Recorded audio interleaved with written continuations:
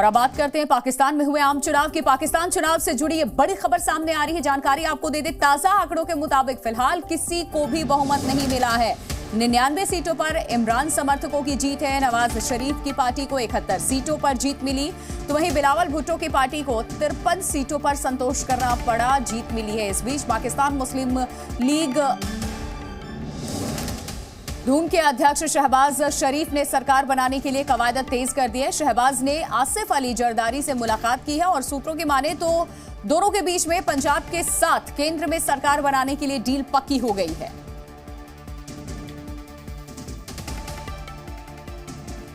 तो चुनावी नतीजों पर पाकिस्तान सेना के प्रमुख ने पहली बार अपना बयान दिया है, सामने रखा है। पाक सेना प्रमुख आसिम मुनीर ने कहा है कि देश को अराजकता और ध्रुवीकरण की राजनीति से आगे बढ़ाने के लिए देश में स्थिर सरकार की जरूरत है। चुनाव जीत और हार की प्रतियोगिता नहीं है, बल्कि लोगों के जनादेश को निर्धारित करने की एक कवायद है। राजनीतिक नेतृत्व और उनके कार्यकर्ताओं को स्वार्थ से ऊपर उठना चाहिए और शासन करने और लोगों की सोच सेवा करने के प्रयासों में तालमेल बैठाना चाहिए। तो पाकिस्तान में जो हाल ही में आम चुनाव संपन्न हुआ है, किसी भी पार्टी को बहुमत नहीं मिला।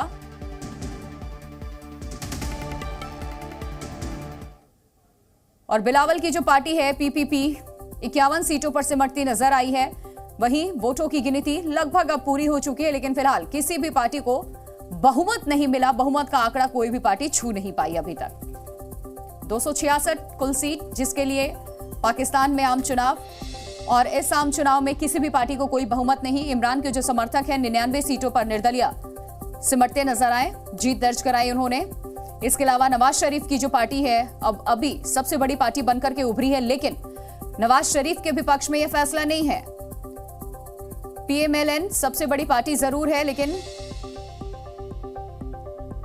आपको बता दें पाकिस्तान चुनाव के 5 बड़े अपडेट। पीपीपी पीएमएलएन मिलकर बनाएंगे सरकार, सूत्रों से जानकारी सामने आ रही है, पहला अपडेट। दूसरा ये कि पंजाब में भी पीपीपी और पीएमएलएन बनाएगी सरकार, ये जानकारी भी सामने आ रही है। क्या समीकरण बनते नजर आ रहे हैं वो आपको बता रहे हैं। शहबाज और जरदारी की मुलाकात के बाद ये डील पक्की मानी जा रही है, इसीलिए नवाज शरीफ ने ये कहा कि वो जीत चुके हैं। फजल उल रहमान से भी शहबाज की मुलाकात हुई है। बातचीत पहले से लगातार इनसे भी चल रही थी। निर्दलियों के साथ भी शहबाज की बात जारी है, लेकिन माना यह जा रहा है कि निर्दलीय इमरान खान को समर्थन दे सकते हैं। प्रणय उपाध्याय हमारे संवाददाता इस खबर पे और ज्यादा जानकारी के साथ जुड़ चुके हैं, सीधे उनका रुख कर लेते हैं। प्रणय, पाकिस्तान में क्या होने वाला है? किसी भी पार्टी को बहुमत नहीं है।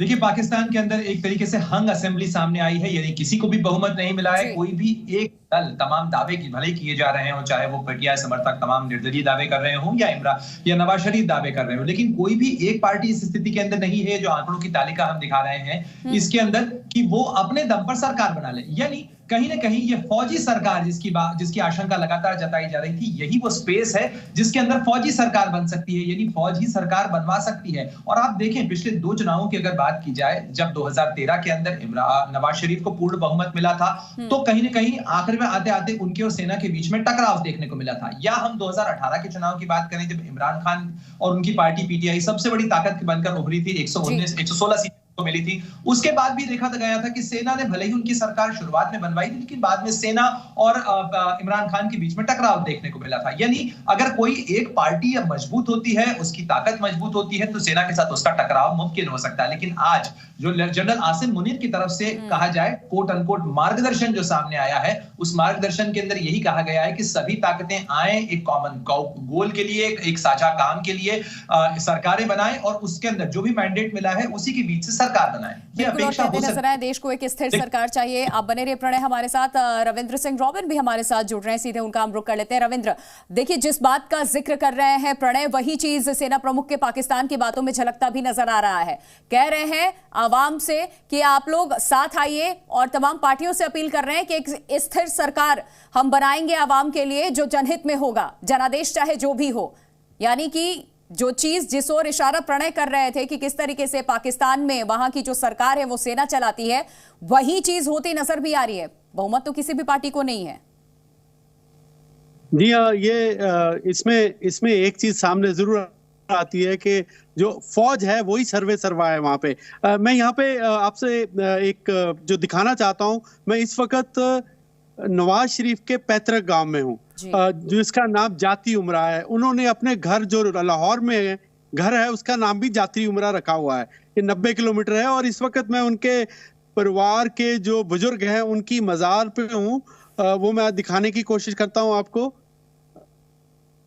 ये जो उनकी मज़ार बनी है उनके बुजुर्गों की, तो मियां मोहम्मद बख्श के नाम पे 2013 में शहबाज शरीफ यहाँ पे आए थे और यहाँ पे ये मज़ार बनाई गई थी। तब ये मज़ार कोई इस तरह से नहीं थी। अब गांव वालों ने मिलकर इसको पक्का कर दिया है और वो उम्मीद कर रहे हैं कि अगर जब नवाज शरीफ यहाँ पे बनते हैं, प्राइम मिनिस्टर बनते हैं, तो वो शायद यहाँ पे आएंगे और उनके गांव में दोबारा से कुछ और फैसिलिटेशंस होगी। जब वो 2013 में शहबाज शरीफ यहाँ पे आए थे तो उनके गांव में काफी ज्यादा चेंजेस आए थे।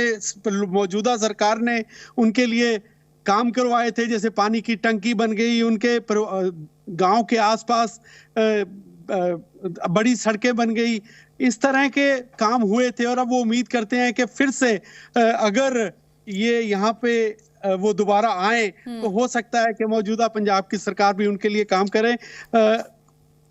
इस वक्त गांव के अंदर जो है पूरे गांव के लोग टीवी पर टकटकी लगा कर देख रहे हैं कि किस तरीके से पाकिस्तान में सरकार बनती है और वो उम्मीद करते हैं कि शायद नवाज शरीफ की सरकार दोबारा से बने, चाहे कोalition में बने। बिल्कुल ठीक है। प्रणय हमारे साथ जुड़े हैं, उनका रुख कर लेते हैं। प्रणय, रविंद्र की बातों को सुना आपने कि चुनाव पाकिस्तान में, लेकिन यहाँ किस तरीके से बॉर्डर इलाकों में भी लोग टीवी की तरफ टकटकी लगा के बैठे हैं, उम्मीद कर रहे हैं नवाज शरीफ की सरकार बन जाए। बिलावल भुट्टो का कितना अहम योगदान होगा सरकार के गठन में भी? 51 से 53 सीटें वो जीत चुके हैं, ये जानकारी सामने आ रही है। 134 का बहुमत का वो आंकड़ा है 266 में, जो किसी भी पार्टी ने अभी तक पार नहीं किया है। जी बिल्कुल।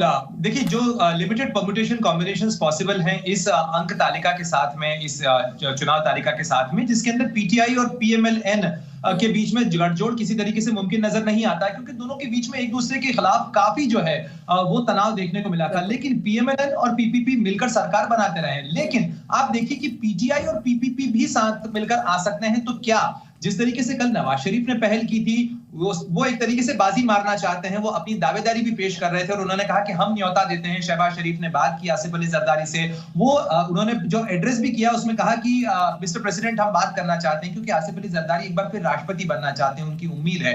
और इसीलिए ये वो पॉइंट्स होंगे जिनके ऊपर समझौते हो सकते हैं। लेकिन एक पॉसिबिलिटी ये भी है कि पीपीपी और पीटीआई मिलकर एक कोalition बनाएं और उसके बाद फिर दूसरी पार्टियों को न्योता दें। अब कौन सा परम्यूटेशन कॉम्बिनेशन बनता है, क्या सौदा होता है, क्योंकि सिंध के अंदर जहां पर पीपीपी की सरकार बनती हुई नजर आ रही है राज्य असेंबली में, वहीं पंजाब के अंदर जो पीएमएलएन है वो सबसे बड़ी पार्टी बनी है, और साथ ही खैबर पख्तूनख्वा के अंदर पीटीआई और जो उसके समर्थक निर्दलीय है वो एक बड़ी ताकत बने हैं। तो एक फ्रेगमेंटेड जो मैंडेट मिला है पाकिस्तान के इस चुनाव के अंदर, वो बहुत बड़े सियासी समीकरणों का उलटफेर भी कर सकता है। लिमिटेड पॉसिबिलिटीज हैं और ऐसे में सेना की भूमिका भी निकलकर सामने आती है कि वो क्या कॉम्बिनेशन बनवाना चाहती है और क्या नवाज शरीफ को इसकी लीडरशिप मिलेगी, क्योंकि नवाज शरीफ की लीडरशिप को लेकर बहुत सारे समस्याएं हैं और बहुत लिमिटेड प्ले मिलता है अगर ऐसा कोalition बनता है। ये नहीं कहा जा सकता है कि पीडीएम की जो सरकार थी उसको हटाकर एक पीडीएम 2.0 की संभावना बन सकती है इसके अंदर।